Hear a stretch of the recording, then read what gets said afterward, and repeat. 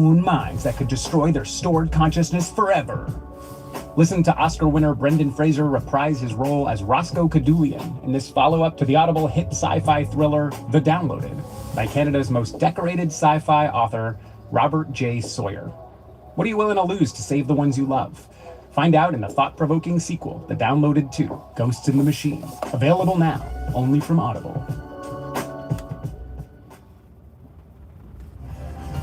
Canada's Wonderland is bringing the holiday magic this season with Winterfest on select nights now through January 3rd. Step into a winter wonderland filled with millions of dazzling lights, festive shows, rides, and holiday treats. Plus, Coca-Cola is back with Canada's kindest community, celebrating acts of kindness nationwide with a chance at a $100,000 donation for the winning community and a 2026 holiday caravan stop. Learn more at canadaswonderland.com. If you picture yourself as a little baby, right? You are born with billions of neurons looping around in your head.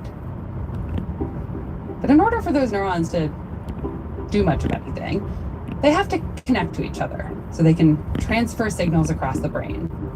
And so in your baby brain, you form connections. These things called synapses, like little bridges from one neuron to another neuron. And as a neuroscientist named Alison Barth told me, in the first few years of your life, your brain is basically like a connection-forming machine. Neurons form synapses quite exuberantly. Trillions of them. They're building a ton of bridges. And this is not surprising, right?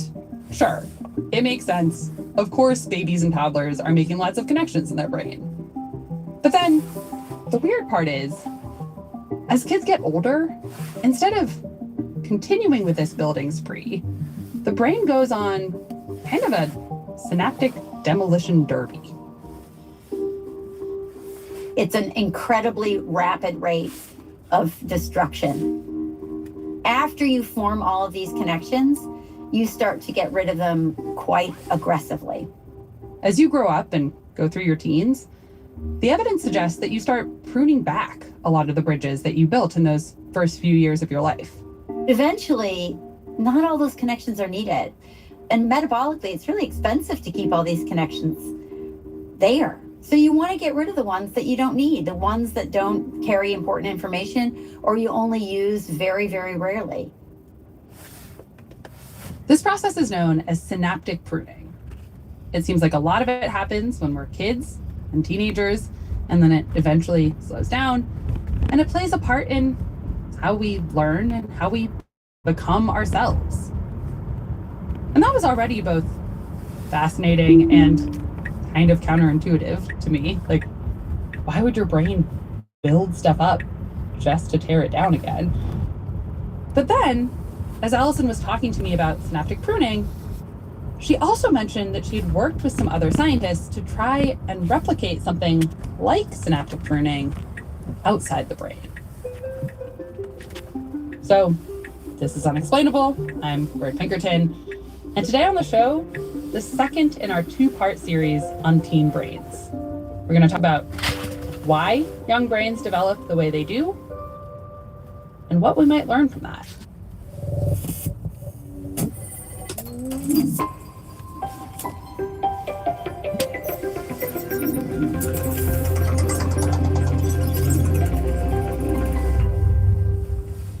Okay.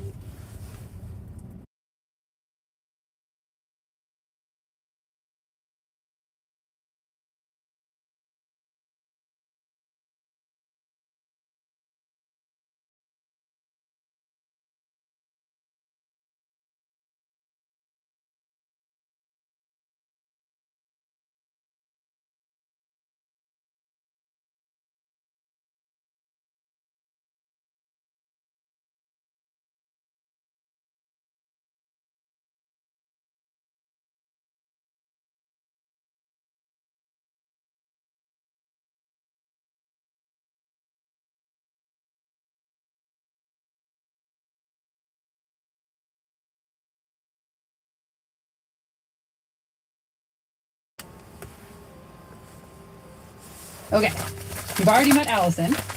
The other person that you have to know for this story is a guy named Saket Navlaka. I'm an associate professor at Cold Spring Harbor Laboratory, and I run a lab studying what we call algorithms in nature. Basically, you can think of Saket as poking around in the natural world in search of literal life hacks. A lot of biological systems have to solve problems to survive, and the mechanisms that they've evolved over millions of years of evolution can be viewed as a strategy or as an algorithm to solve this problem. And so if you think about a species as what is a species, it's just a collection of really interesting algorithms, right? that I mean, and also some other things, but a couple of other things, but from a computer science perspective, it's just a bunch of algorithms. I mean, a human is basically the same. I'm not saying we're different. Saket has been interested in borrowing algorithms from nature for a while now. And as a postgrad, he wound up joining the lab of this guy at Carnegie Mellon who also worked on this kind of stuff, which is how Saket met Allison, actually, through his advisor. So one day he gets a phone call from Allison Barth in neuroscience. And I had some ideas about some interfacing between neuroscience and computer science that I thought would be really exciting. And he agreed to sit down and have coffee with me. As she was trying to explain her idea to Saket's advisor, she kind of casually mentioned that brains prune down their connections. And he kept stopping me. And he's like, wait, they prune? Wait, why do they prune? Synaptic pruning is well established in neuroscience. Like, the first paper about it came out all the way back in the 1970s. And I kept saying, yeah, they prune. And then there are these really exciting neurons that seem to kick off all this activity. I think it would be really great. And he'd interrupt me again. He'd be like, wait, what do you mean they prune? Are you sure that they prune? I'm like, yes, they prune. And so it was from that point that he decided that this would be a really interesting topic to pursue with his new postdoc. A postdoc named Saket Navlaka. Saket told me the way he thought about networks back at that time was more like, say, a Facebook kind of thing, where you mostly go along adding connections over time. And it's very little pruning, right? Like, okay, maybe I might unfriend somebody, but that's a far small likelihood event than the process of creating new connections, right? So pretty much everything is I add connections. It's never like I add a bunch and then I remove a ton. So Saket also remembers being perplexed by Allison's talk of developing brains that prune themselves back.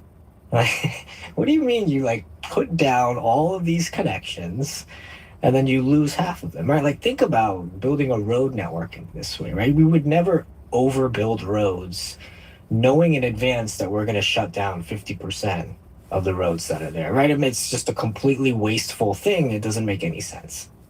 And yet it had to make some kind of sense because all these mammalian brains evolved to do it. And since Saket was so intrigued by the idea that we might learn stuff from nature, he thought this might be worth looking into, asking some more questions about. So the first question is why, right? Like, why does the brain do this thing? And is there any value, quote unquote, to this process compared to doing the little ad by ad slowly? As he talked with Allison, Saket realized that there could be value in the brain doing things this way. For one thing, it wouldn't make sense for us humans to be born with an exact map of all the trillions of connections in the brain, right? Because flexibility is so important for us.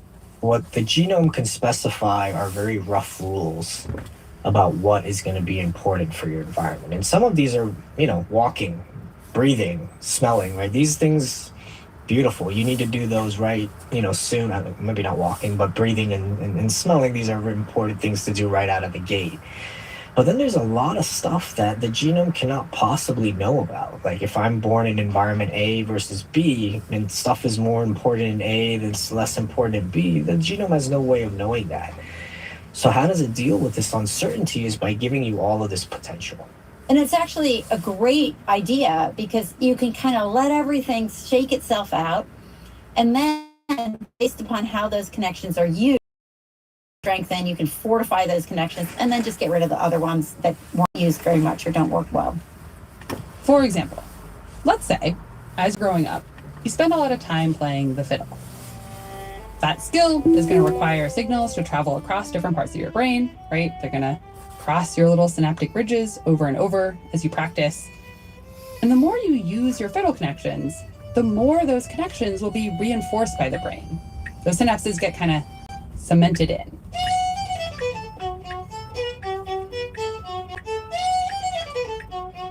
Except, let's say you actually don't practice or use those synapses very much. Let's say you take one fiddle lesson and then you decide that playing instruments is just not for you. Your brain might not reinforce the synapses that connect things up in a fiddle kind of way.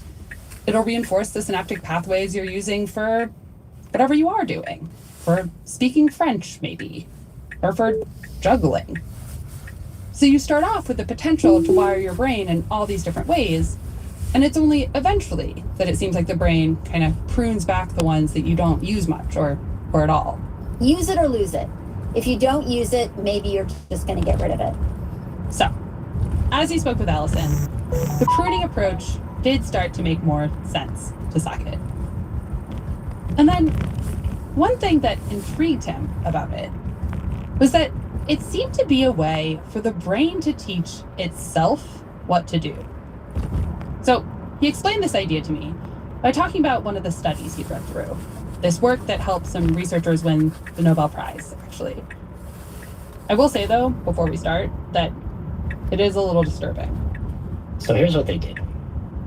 They took a cat, okay? And under sort of typical conditions, there would be some neurons that respond to the left eye and some neurons that respond to the right eye. And these are different neurons. So what they did was, very early in development, they took one of the cat's eyes, let's say it was the left eye. And they sutured it shut. Oh, Yeah. Okay. okay. Not optimal from the cat's perspective, but but the left eye gets sutured shut, so no activity now is entering that eye. Okay. Okay, so now they wait a little while. They present some stimulus to the cat into the right eye. The stimulus, of course, it goes, and the neurons on the right side respond as usual. The question is what happens to those neurons on the left side? What happened was the neurons that would normally have been connected to the sutured eye were instead connected up to the open eye. And that's great, right? It's good that this kind of rerouting happens. You don't want your neurons to just, they're not doing anything. And this is the kind of flexibility that we were talking about before. But just interesting was the idea that pruning was probably what made this process work. Because how does the brain know to do this kind of rerouting? Your brain is not like the movie Inside Out. There's no crew of tiny animated people in there sitting in a control room pulling lever. Now go connect over there because that's where we're seeing some action. So this is where pruning comes in. As Saket understood it, if a neuron has a whole bunch of connections at the beginning, if it's connected to both eyes, for example, it doesn't need a central planner to say, hey, connect up here, don't connect there, whatever. It can figure things out for itself by being like, well, I am not getting any signal from over here.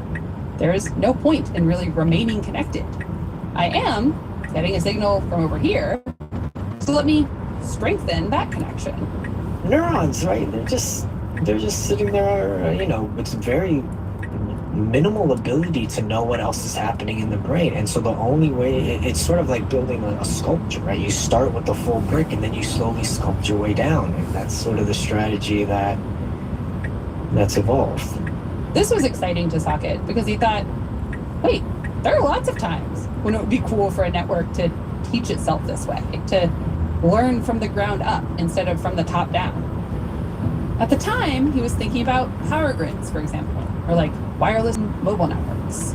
And so we started thinking, okay, could this be a better way of building networks compared to the alternative of starting very sparse and then slowly adding connections over time? Like, sure, it does have a big upfront cost of making connections and then destroying them. But could this ground up approach nevertheless actually produce good results?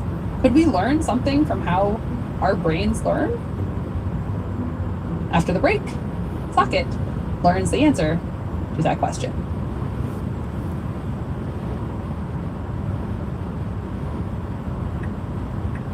When the weather cools down, Golden Nugget Online Casino turns up the heat. This winter, make any moment golden and play thousands of games like our new slot, Wolf It Up, and all the fan favorite Huff and Puff games. Whether you're curled up on the couch or taking 5 between snow shovels, play winter's hottest collection of slots. From brand new games to the classics you know and love. You can also pull up your favorite table games like blackjack, roulette, and craps, or go for even more excitement with our library of live dealer games. Download the Golden Nugget Online Casino app and you've got everything you need to layer on the fun this winter. In partnership with Golden Nugget Online Casino. Gambling problem? Call Connex Ontario at 1-866-531-2600. 19 and over. Physically present in Ontario. Eligibility restrictions apply. See GoldenNuggetCasino.com for details. Please play responsibly. Feeling festive? Catch classic holiday favorites like Home Alone, The Santa Claus, and Die Hard, along with holiday episodes from Family Guy, Abbott Elementary, and more with Hulu on Disney+. From festive Disney flicks to binge-worthy Hulu originals, Hulu on Disney+ is your home for the holidays. Celebrate the season with Hulu. Available on Disney+ in Canada. President Trump was busy last weekend. Kennedy Center honors. It's like sometimes you could say it like people. You either have it or you don't. Great sound in this building. Crashed the staff holiday party at the White House. Many of you have been with me from the beginning, including the first term. And we love you all, and I just want to wish you a Merry Christmas, a Happy New Year, Happy Hanukkah, the whole thing. But all Trump wants for Christmas is for Indiana Republicans to pass a new congressional map. Truth Social. If they stupidly say no, vote them out of office. They are not worthy, and I will be there to help. Thank you, Indiana. Trump thinks he can gerrymander his way to victory in the 2026 midterm elections. But some Indiana Republicans aren't buying it. Trump and his MAGA movement have taken over the GOP, but in Indiana and beyond, there are some signs of cracks in the coalition. That's coming up on Today Explained from Vox.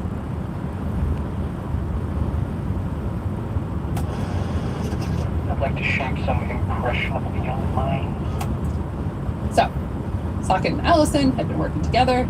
Allison had taught him a little bit about how our brains develop into themselves.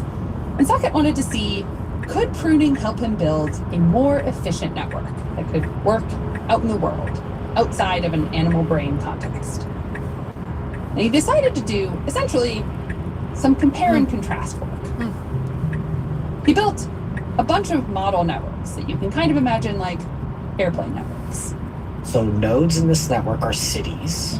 Cincinnati, San Francisco, Oklahoma City, all these cities. And just like in a normal airline network, in Socket's model networks, the goal was basically to get people from point A to point B efficiently.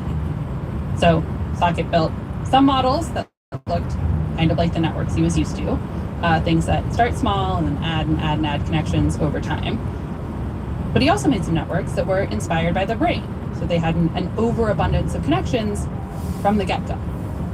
And in these models, What we asked is, okay, what if like you could fly from any city to any other city directly, non-stop? what if you could fly from Providence, Rhode Island to Walla Walla, Washington, right? Or from Atlantic City to Bemidji. Okay, but I know that I can't maintain this cost. So ultimately, I need to prune myself down to just offering a very small number of direct routes. But let's say that I was completely naive, like the brain is to begin with. I don't know what routes are going to be popular. I have to figure that out over time based on the data that I see, based on who's buying tickets, based on what neurons are firing and which ones are leading to activation. So the question was, would this kind of self-pruning approach lead to a more efficient network than the approaches that Socket was used to kind of build it up as you go once? And to work that out, he tested these different versions of the networks that he built. And he found that, in fact, his pruned brain-like networks did perform better on average. They were efficient, so they provided short energy-saving routes from like an Oklahoma City to a New York or whatever. And they were also robust. So if you had a connecting flight that went through Atlanta, say, and then there was a terrible storm that knocked out Atlanta, you still had a good alternative option to get you to your destination. It actually went so well that Socket and Bar Joseph, Socket's advisor, they wound up publishing a paper about it, along with, of course, Allison. It was a really beautiful example of something that for them was not intuitive at all. And to think that, you know, the brain had the same problem and had worked on the problem and had solved the problem, and that you could kind of glimpse, you know, this way of nature that was a better way, was really fun. Now, if you look up the words network and pruning and computer science today, you will find a bunch of papers talking about pruning and artificial neural networks. So that's in AI. I don't know if I would say that our work was the inspiration for all these. Probably not. I think these things might have evolved a little bit separately, but I think it just goes to show that if you're tuned into what the brain is doing, there could be a lot of useful things that come out of it. Socket is definitely still tuned into what the brain is doing. He has continued to explore ways to borrow from the brain, recently published a paper about this, and he and Allison also put together kind of a list of some other weird things the brain does that might be worth exploring. So there's one idea that Allison told me about, for example, that is so weird, it's actually a little hard for me to wrap my brain around. But she says that one of the ways that our neurons communicate is, right? So to make it more likely that a neuron will pass a signal along. But another way they seem to interact is by inhibiting each other. Inhibition is turning things off. A neuron will kind of tamp down another neuron and make it less likely to fire. And there are some insights on why. It might be a way to make a signal in the brain clearer, right? To quiet down the surrounding noise, like a one person talking at a time kind of thing. But Allison says there are circumstances where she doesn't fully understand why this happens always.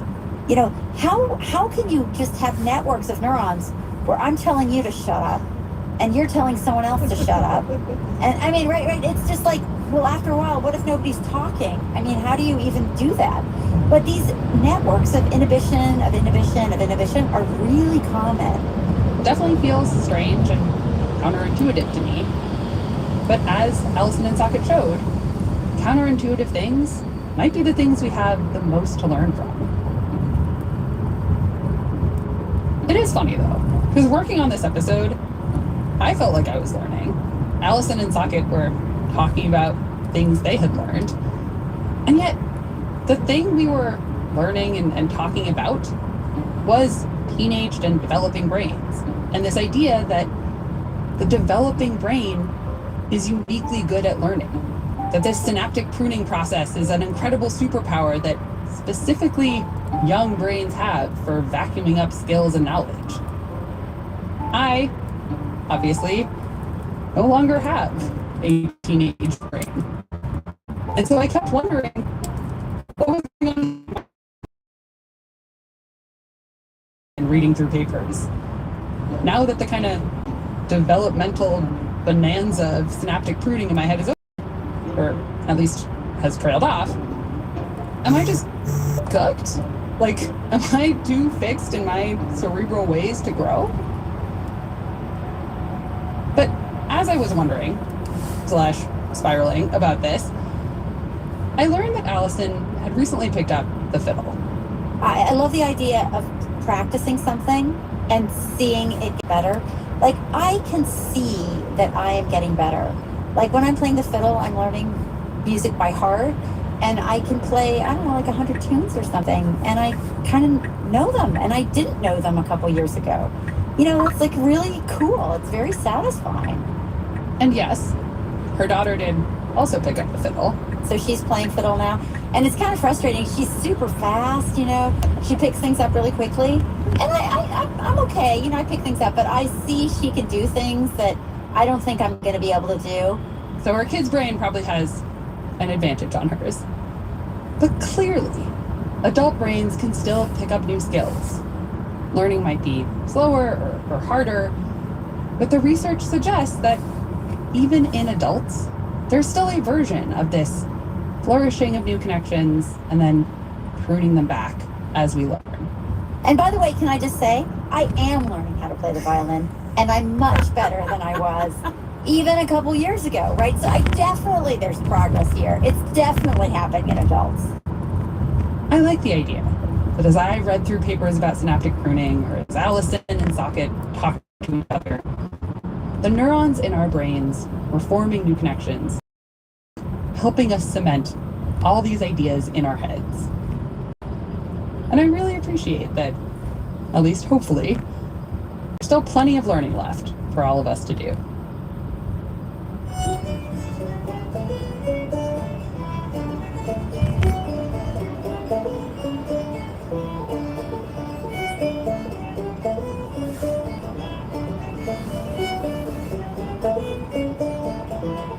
This episode was produced by me, Bird Pinkerton.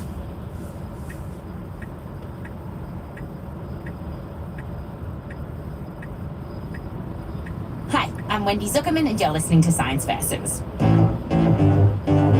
Today on the show, we are pitting facts against finessing your future.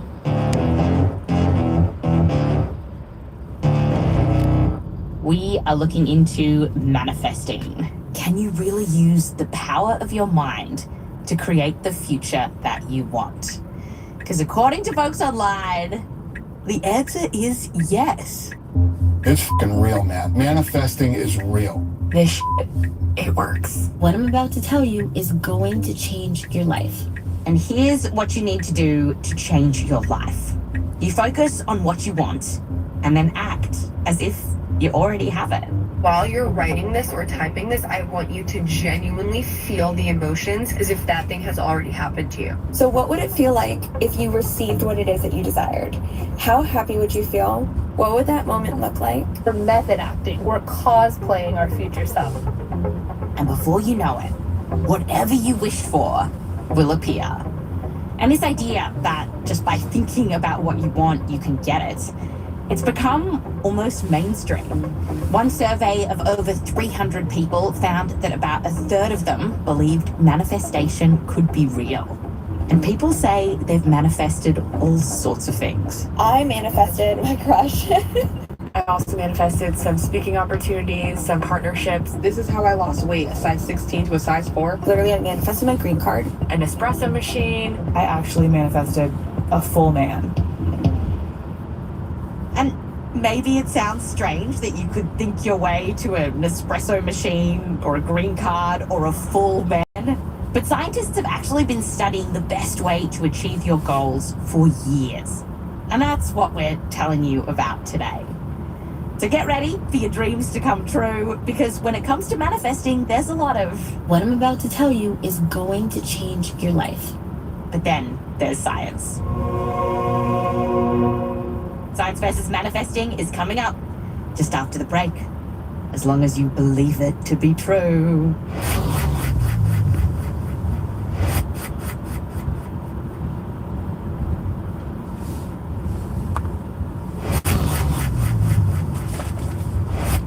Welcome back. Today we are manifesting our futures. We're making dreams come true. And look, already one of your dreams is going to come true, because senior producer Rose Rippler's in the room. Sounds like you manifested some coffee not too long ago. Hi. Hello. Hi, Wendy. So a few weeks ago, just so the audience knows, we each decided we were going to manifest something. Try to do this. Yes. And you were going to try to manifest doing well in a swimming race. Yeah, so I signed up to swim an open water race and swimming a mile at the beach, and I've never done that before. So that's what I decided to manifest. Like, just like a good race, safe race, finishing the race, and not coming in last. Because there's also ego involved. Have you done this yet? Have you done the race yet? It's in a few days. Okay. So, as we were chatting, we thought your manifestation goal, it's kind of in your control. But we thought maybe right up the ante a little for what I'm trying to manifest. And so here's what I'm doing. I'm trying to manifest every time I need to ride my bike, it will not rain. I feel like that's a good one because it's very like, universe, do me a solid. Yeah, that's right. And what I didn't tell you at the time, Rose, is that as a kid, I convinced myself that I could indeed make clouds disappear. Oh, so you were drawing on an ancient power. So when we would go on family trips, I have very distinct memories of Mom saying, we're going to go on a hike today, Wendy, so no clouds, please. And me being like, I've got it. And I would stare at the clouds and think, dissipate. Sometimes it worked. So you kind of believe this, it sounds like. Away from rain clouds, I do get part of this. If you focus on what you want, subconsciously you'll make steps to achieve it, or consciously. I don't know, is there something to this? Well, let's dive in. So, believe it or not, there is a scientist who has studied something that's an awful lot like a manifestation meditation, the kind of thing you might hear from these influencers. Her name is Laura King. She is a professor of psychology at the University of Missouri in Columbia. When I got on the horn with her, I chatted with her a bit about all the TikToks that I've been watching lately. And, interesting though, the comment section is full of people saying that it worked. They manifested their ex-boyfriend texting them, wanting them back. How do we explain that? Because life is super fun. I mean, I'm a fan of magic when it happens. I think it feels super meaningful to people. But it's magic with a little M. Not a big one. So I got in touch with Laura because of the study she did back in the early 2000s. She had about 80 college students come into the lab and do 20 minutes of journaling. And they did this for 4 days in a row. Okay. And they were given different topics to write about. Like, one group was told to write about their plans for the day. That was like the control group, just this neutral, kind of boring topic. Another group was told to write about a traumatic event that they'd gone through. And there was a third group, and this is where the manifestation part comes in.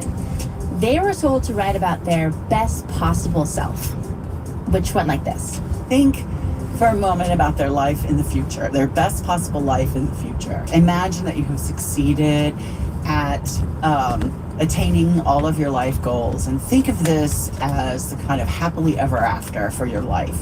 And the people given this prompt loved it. People walked out of that lab feeling fantastic, right? Like, oh, Dr. King, I love your research. I love this study. Anytime. Just by imagining their best possible self, this had a real effect on people's moods.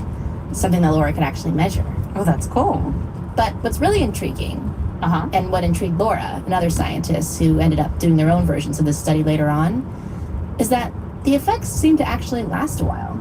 Wait, just feeling good, that lasted longer? How much longer? Well, Laura checked in on them 3 weeks later and found that they were better off than the people who had done the other prompts. 3 weeks later? Yeah. 3 weeks later? And other studies since then have had people do this best possible self exercise and found similar things. In fact, a few years ago, a review paper called this exercise, quote, a viable intervention for increasing optimism, positive affects, health, and well-being. Wow. So why does it work? We don't really know. Laura doesn't know. But her best guess is that it has to do with putting sort of smaller everyday things into context, like sort of adding some perspective about why we do the little things that we do every day. Sort of like, what is the ultimate purpose of all this stuff? Which is something that we often forget, right? In the everyday kind of mundane hassles and the stuff that we're trying to accomplish, right? At the end of the day, you checked off all your boxes, you feel good. But when you've placed that to-do list in a larger, grander context, it also gives you meaning. So, Wendy, the bottom line is that thinking about a bright future for yourself feels good. Yes. But then the question becomes, does it end up being true? Because manifesting, the mythology of manifesting, It goes a step further. It's not just, you know what's a really nice thing to do? Just picture your goals and dreams. You'll feel great. They say those dreams will happen. Yeah. So will they happen? So I asked Laura about that.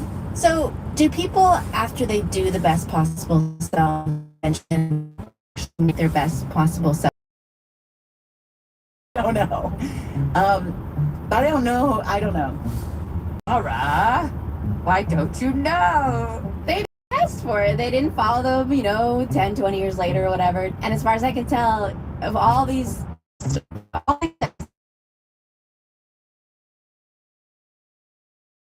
they didn't follow up and see, like, did you make it come true?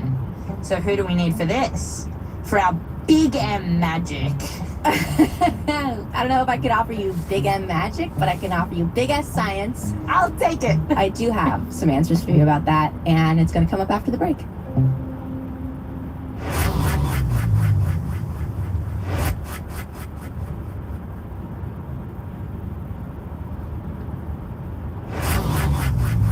Welcome back. Today we are manifesting. We are trying to make our dreams come true with our minds. Senior producer Rose Rimler is telling us all about it. Hello, Wendy. So, I wanted to check in about your manifesting experience. You said that you were manifesting sunny days while bike riding, or at least no rain. And you sent me some evidence that you were doing your homework. That's right. I'm a good student. There's this gray cloud looming. It will not rain. It will not rain. The great cloud that I see before me will dissipate. It will not rain. And I, too, have been trying to manifest something, a good swim. So I'm imagining that I'm in the water. I'm towards the end of the race.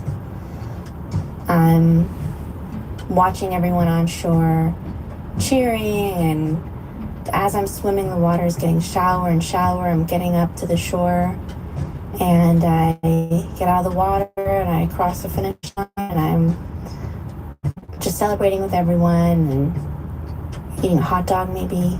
And then I check the results later, and I'm 5th place. I love it. You're like, you can manifest whatever you want. You could have been first place. Oh, yeah, right. Oh, I'm ruining it. I'm sending out my negative vibes, of course. And you're thinking, no. Manifesting dreams, I want to be 5th. I don't even need a medal. Oh, Rose.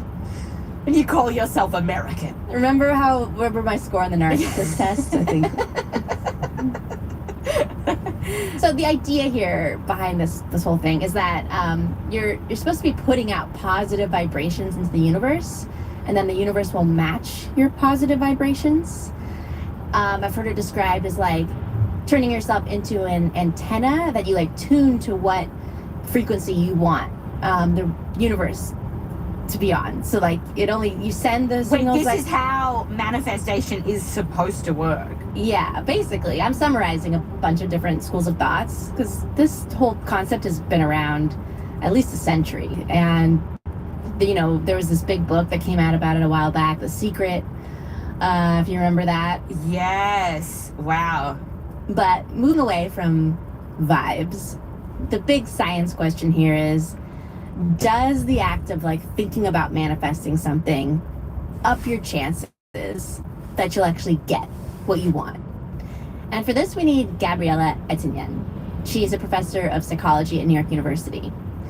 And her research is all about how people turn their wishes and fantasies into things that they can actually achieve. So she had this one big experiment where one of the things that they did was they recruited students who were in their last year of grad school and asked them, do you ever have, positive fantasies about your future job once you get out of grad school?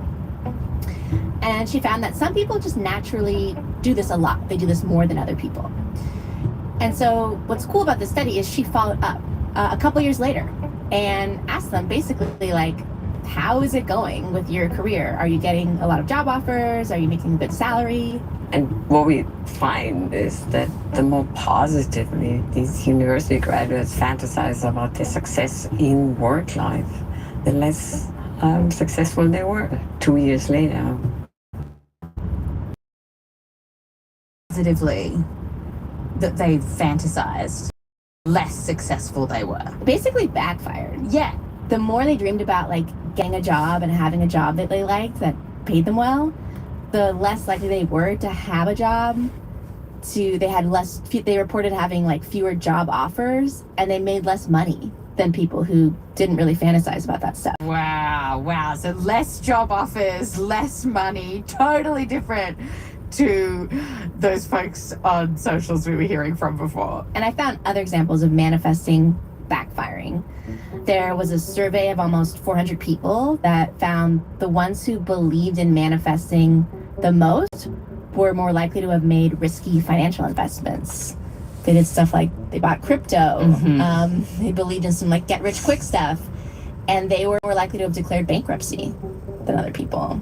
Ooh, okay, yeah. Which made me think of all the advice from manifesting people about how you need to spend so much time, daydreaming and like just thinking about all these good things that are going to come to you.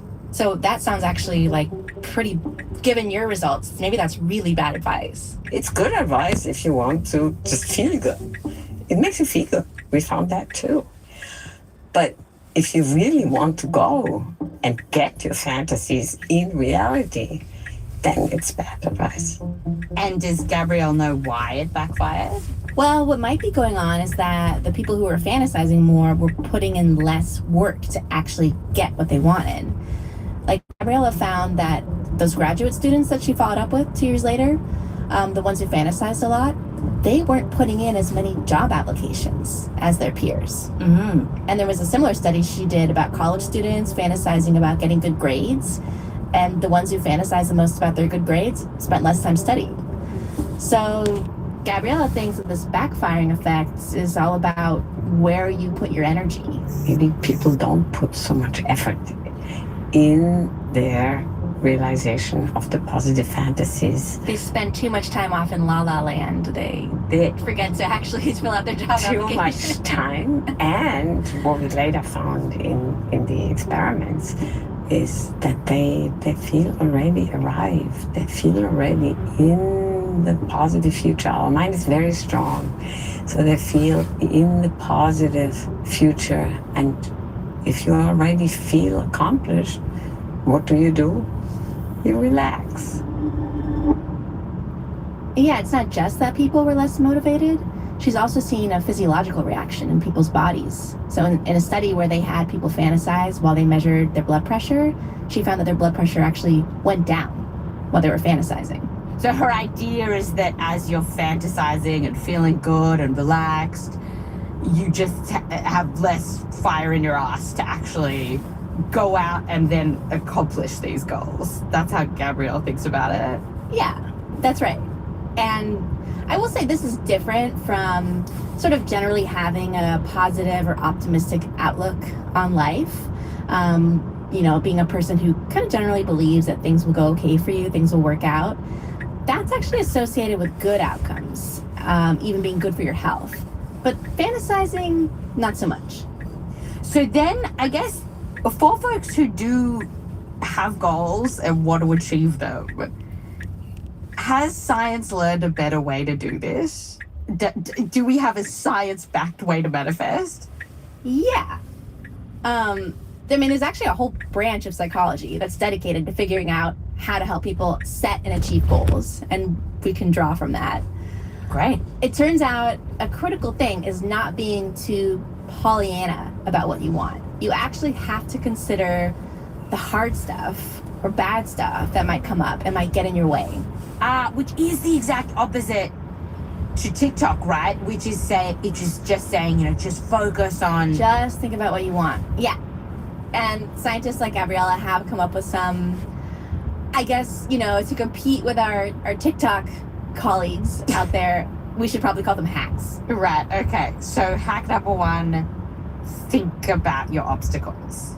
Yeah, and Gabrielle has tested this by having people pick a goal, imagine why that goal would be so great, but then also imagine what the obstacles might be to getting there. So like add in a splash of realism. And she's found that this approach works better than just focusing on the goal or just focusing on the obstacles. You need both together. Great. And she's done experiments where this technique has gotten people to do more exercise, to deal with issues at work, and has even gotten children to do their homework. So that's really something. Okay. But if you really want to take it up a notch, you got to go a little further. Which brings us to hack 2. Use if-then statements. I remember these. Yeah, from our ADHD episode. So these come up in ADHD coping strategies as well. So the idea is to think up specific obstacles that could come up in, stopping you from getting your goal, and think about what you're going to do if that obstacle comes up, and put it in the statement, if blank, then why. So if this happens, then I'll do Y. For example, there was a study of girls who wanted to avoid getting pregnant, and the researchers had half the girls do this exercise where they made if statements about what could go wrong with their birth control. They said stuff like, if I forget to say, then I will, use a condom the next time I have sex. Right. Or if my partner doesn't want to use a condom, then I will, I don't know, tell them to f*** off. Yeah, and researchers followed up with these people a couple years later and found that in the group that made these if-then planning statements, there were half as many pregnancies among them compared to a control group. Wow. A review paper found that overall, people using these 2 hacks, imagining an obstacle to their goal and then coming up with an if-then statement for what to do, generally works pretty well. The paper found a small to medium effect size for people achieving their goals using these methods. A small to medium effect. Which in psychology is not bad. I mean, that's true. That's the entire field of psychology is based on small to medium effect sizes. And actually, Wendy, now I guess I can finally ask you, did you get rained on? Nope. Oh, forget it. Throw the whole episode out. Manifestation works. Oh my God. Sometimes it was really quite surprising. I would arrive at my destination and rain would start. Well, Wendy, you may very well be a weather witch, and I wish that for you. Right. But actually, seriously, what do you think explains that? Coincidence, of course. Uh-huh. But you know what? Maybe because I really wanted it to happen, I was probably just way more aware of the weather than I normally would. So leading up to the time I would have to go, I wouldn't cheat. I wouldn't look at the radar. Uh-huh. But maybe if I'm being really honest with myself, I would think, you know what? I can see some clouds off in the distance, but it's looking pretty good now. I'll go now instead I'll just leave a little earlier. Uh-huh. Yeah. You just became hyper aware of the weather. Yeah, I think so. Plus, I think if you were to keep doing this, there might be times when you get a little drizzled on and you're like, that doesn't count, or I don't know. You would just notice moving forward every time that it did supposedly work, and you might not notice every time it didn't really work. Classic confirmation bias. For sure, of course. And also, I think a lot of us have a certain amount of main character syndrome. I'm not accusing you, Wendy, but definitely not 5th place Rose. It reminds me actually of a story that Laura King told me. She's the psychologist that we heard from earlier. It was about something that happened to her when she was in college, and at the time she was training to be a singer, and she was at a voice lesson one day. And I was trying to hit this high note and I could not do it. So at the end of my lesson, the last few minutes of my lesson, my teacher said, let's try this one more time.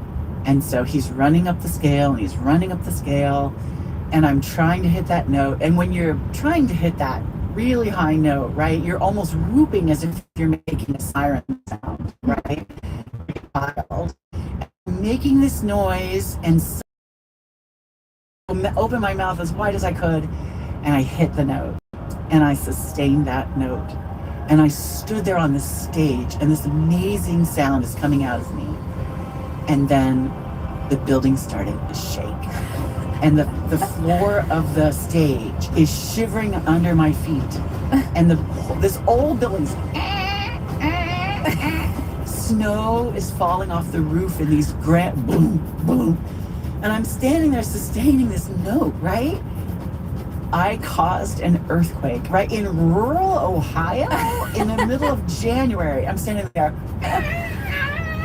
and I'm thinking, oh my God, right? Like, I caused an earthquake. This is incredible. I felt like I had discovered my superpower, right? And I'm standing there thinking, I will only use these powers for good.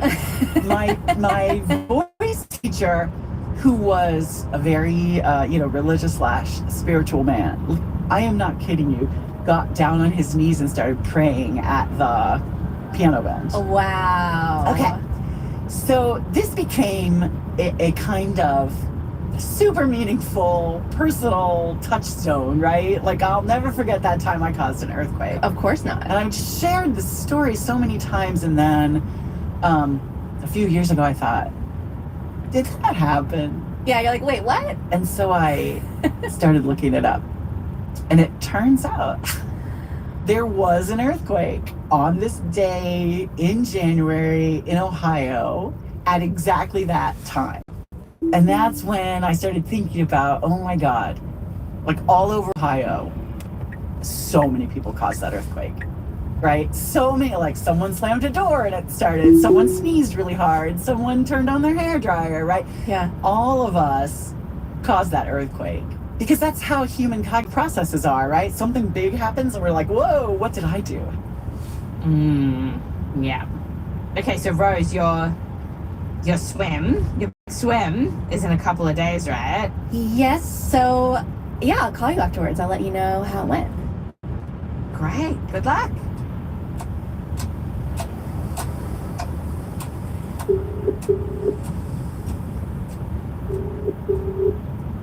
Hello. Hello, Wendy. It is I. And I have completed my race. I don't know why I said it like that. Did you have a good swim? Yes. The weather was perfect. Well, you're welcome. They crowd cheering on the other side? Actually, yeah, it did kind of end the way I had envisioned it in my goal, that I was swimming, the water was getting shallower and shallower, and people were cheering and like waving me in, and that part came true. But the big question, 5th place? I got 71st place. But you said for your age category. Did that change it? In my age category. How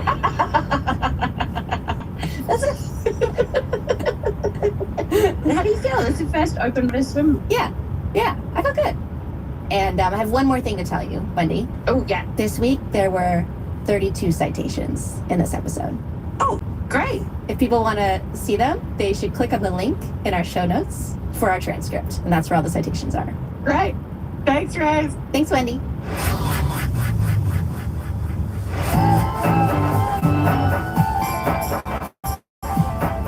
This episode was produced by Rose Rimler